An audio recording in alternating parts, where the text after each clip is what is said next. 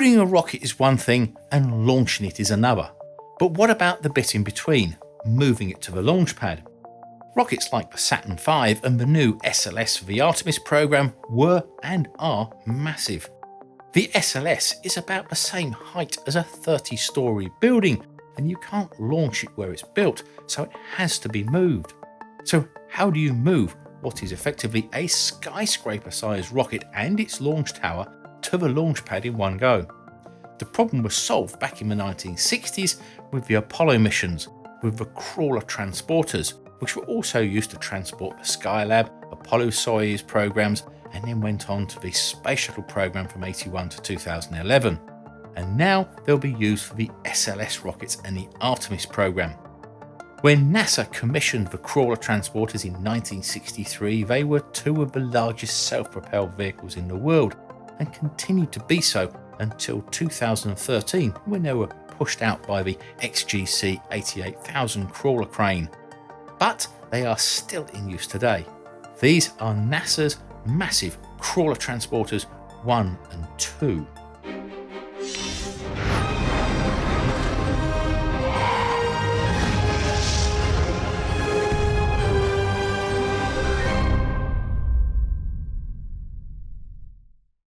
Much like the NASA crawlers did the hard work of carrying the Saturn shuttle and SLS, when it comes to security you need something that can do an equally heavy-duty job. And you might not know that NordVPN is not just a VPN service, but it also has threat protection features to stop tracking, block malware, intrusive ads, and more. The great thing about a VPN is that it hides your computer's real IP address, so it makes it much more difficult for hackers to gain access to your computer. And NordVPN also encrypts everything you send over it, making it ideal for mobile apps because, unlike a web browser, you can't see if a mobile app is using the secure HTTPS protocol, and it can be used on up to 6 devices at once. Just about everywhere you go on the internet now, you're tracked by multiple companies, recording every web page you visit, every click you make, and where you're located, even down to your street in some cases. Mostly for so-called personalised advertising, but sometimes for other reasons, and blocking you from geographically locked websites and content, something which I come across on a regular basis whilst doing research for videos. With NordVPN, you can look like you're from another country or even on the other side of the world.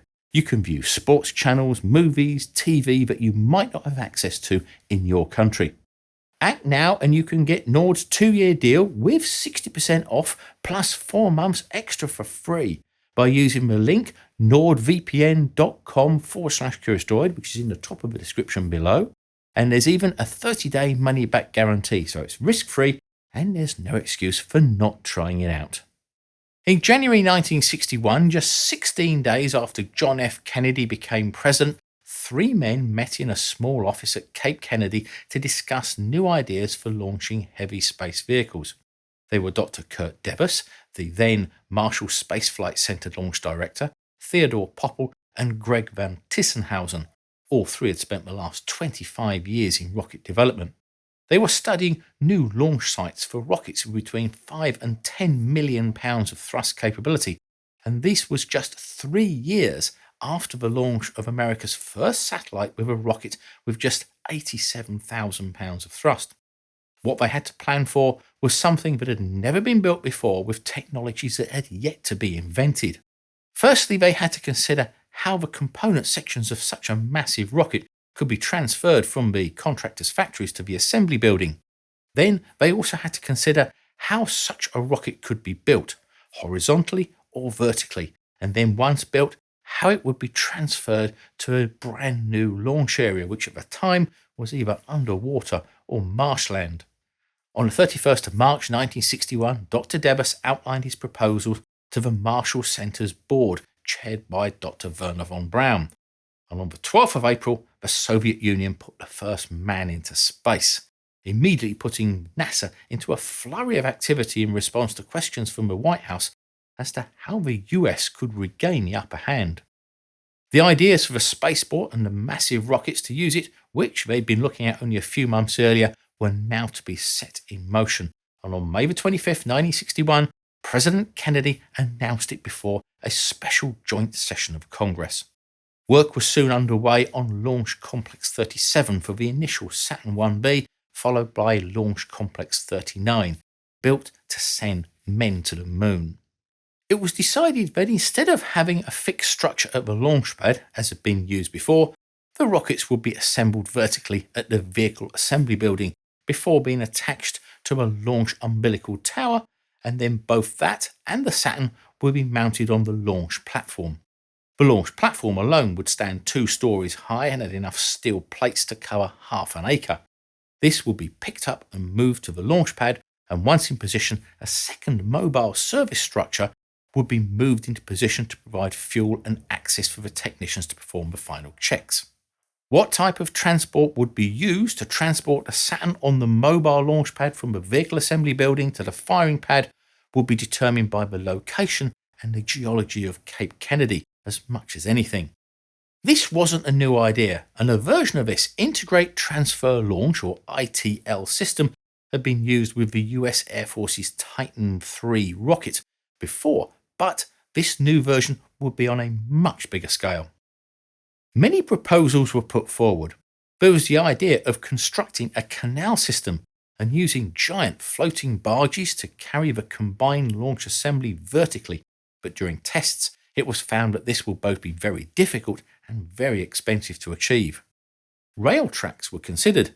These were used at other sites and by the Soviets, but the size and the weight of the Saturn and the launch pad was much greater than anything seen before. The cost of making them capable of carrying the huge loads involved was deemed too high. Another issue which arose was from the location of the complex right on the coast. During the preparation for the construction, the area was cleared and was found to be just 1.5 feet or 0.5 metres above sea level. Due to the high water table, it wasn't possible to dig into the ground to construct the flame trench and other underground support systems. So the launch areas would be raised 55 feet or 16 metres with access ramps which the whole launch assembly had to be moved up onto. Using rail tracks would run into major problems when encountering the 5-degree incline on the ramps, so that idea was also dropped. Pneumatically tired vehicles and even ground effect vehicles were looked at, but also discarded. Eventually, a track-mounted crawler was looked at. This was the type of drivetrain commonly found on very large strip mining equipment, but the difference here was that those are normally powered by an external electrical supply. The NASA crawlers had to be self-powered. The sheer size of the load meant that the crawlers would be equally large. In fact, they were built by the Marion Power Shovel Company, Ohio, who also built the world's largest power shovel, the Marion 6360, also known as the Captain, because it worked at the Captain mine in southern Illinois. The Captain's drivetrain was similar to the NASA crawlers in that they were both delivered in 1965 and used 8 electrically driven Caterpillar tracks with diesel generators. The difference being here that the Captain had a gross weight of 12,700 tonnes, whereas the NASA crawlers' total weight carrying the Saturn V and launch tower was 8,250 tonnes, although that has been increased with the SLS rocket. The 2 main crawlers were ordered from Marion in 1963 and delivered in 1965 at a cost of $14 million each, or about $130 million today, so they also got the nickname of the Golden Slippers. In 1987, a recurring sketch on the Saturday Night Live show about 2 Austrian bodybuilders called Hans and Franz led to the crawlers also being nicknamed Hans and Franz for their ability to pump iron. Although the overall size of the crawlers are 131 feet long by 114 feet wide or 40 by 34 metres, the actual contact area that connects to the mobile launch tower and service tower is 90 feet square or 24.7 metres square, with 4 locating posts at the corners. To distribute the huge weight to the ground, each of the 8 tracks are 12 metres long by 2.2 metres wide by 3 metres high, and made up of 57 shoes, each weighing 907 kilograms. The tracks are driven by 16 electric traction motors.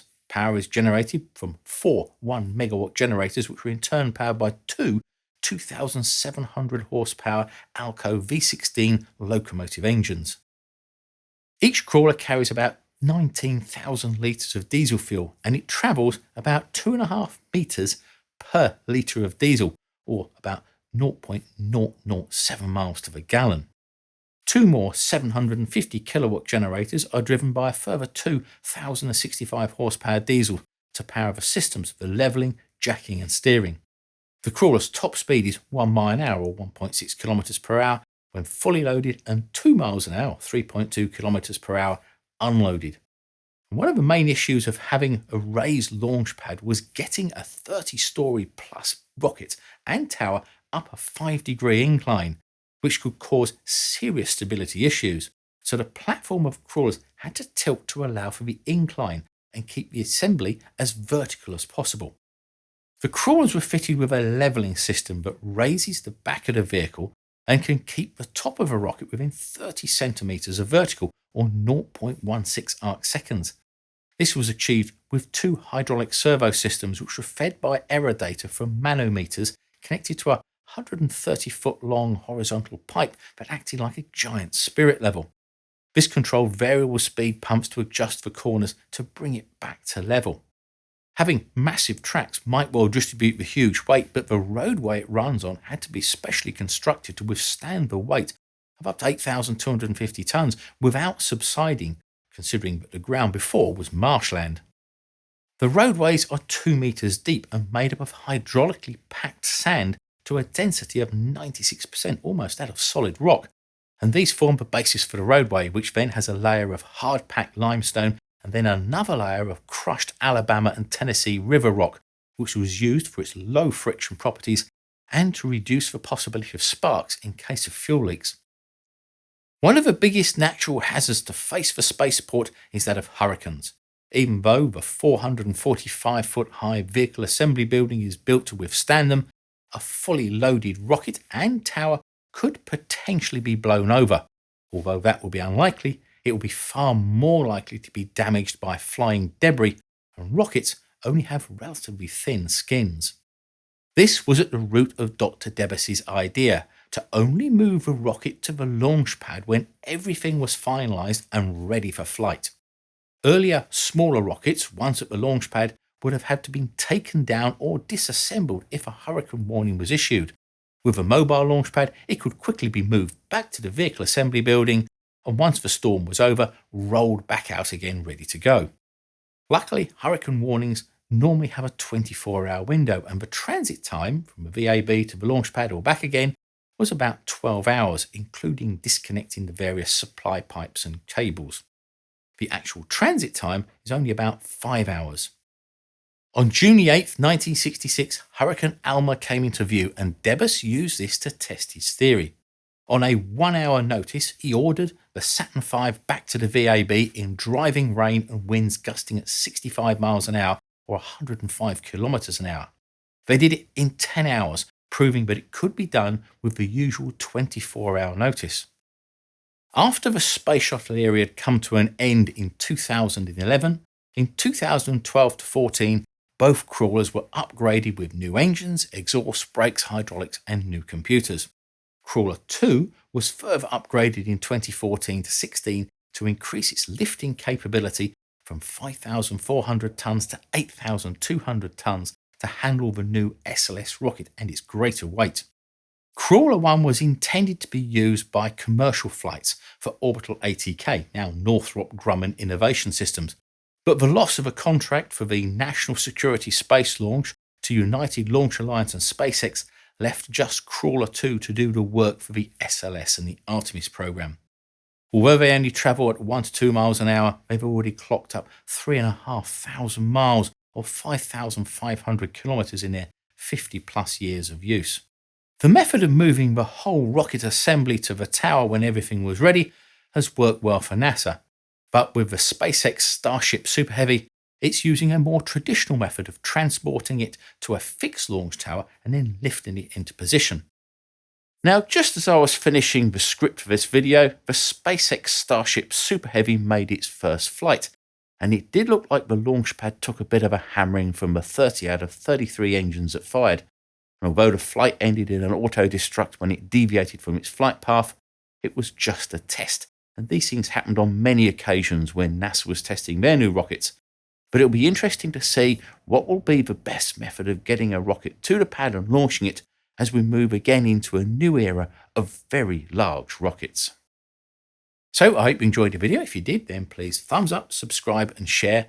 And a big thanks go to all our patrons for their ongoing support.